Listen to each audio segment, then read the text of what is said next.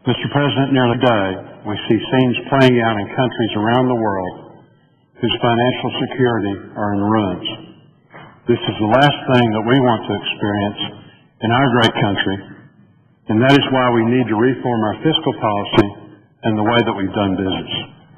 There's too much at stake not to take action. The International Monetary Fund urged us to address our soaring budget deficits, and credit ratings agencies, Moody's and S&P, may be forced to downgrade our investments of the AAA rating. So what is the majority doing to address this fiscal crisis? Absolutely nothing. It's been nearly 790 days without the majority in this chamber proposing a budget, and it appears that the majority isn't anxious to work on one.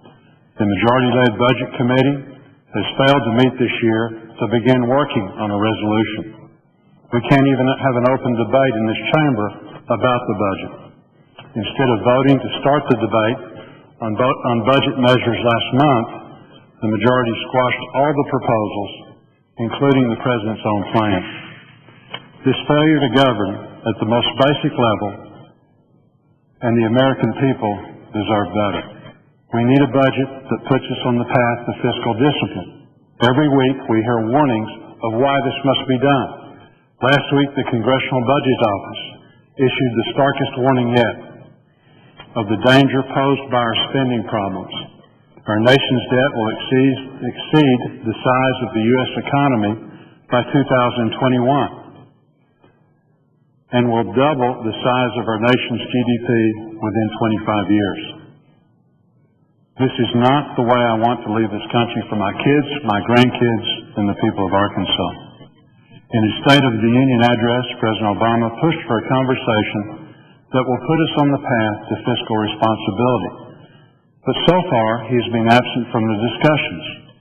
Only today, 36 days before the deadline given by Secretary Geithner to raise the legal limit on federal borrowing, is he beginning to take leadership in negotiating for spending limitations. Our debt is slowing the economic recovery. The simple truth is higher debt leads to slower economic growth. We've seen this with the failed stimulus, but in the past week, the Senate-led majority is once again proposing this flawed strategy. This failed policy of borrowing, spending, and taxing is just what the CBO is warning us to avoid. It hasn't worked in the past, and it won't work in the future. What we need are debt reduction measures in the form of spending cuts. The CBO's last report shows that spending is the primary cause of our fiscal crisis and supports spending cuts rather than tax increases to reverse this trend. I urge President Obama to take tax hikes off the table. Let's get to work reining in the reckless spending and putting our nation back on a fiscally responsible path. If American families ran their household budgets like Washington runs its budget, the utilities would be shut off and the collection agencies would be knocking on their doors. The American people are now knocking on the doors of the Capitol, demanding that the government limit its spending. We must rein in our spending to protect programs like Medicare, Medicaid, and Social Security for current recipients and for future generations. In order to achieve this, we must reform the manner in which we budget and allocate federal dollars. We need a mechanism to cap spending and force the government to spend within its means.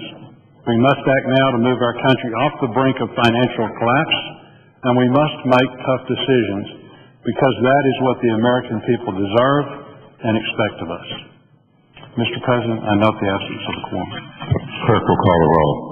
Mr. Cochran.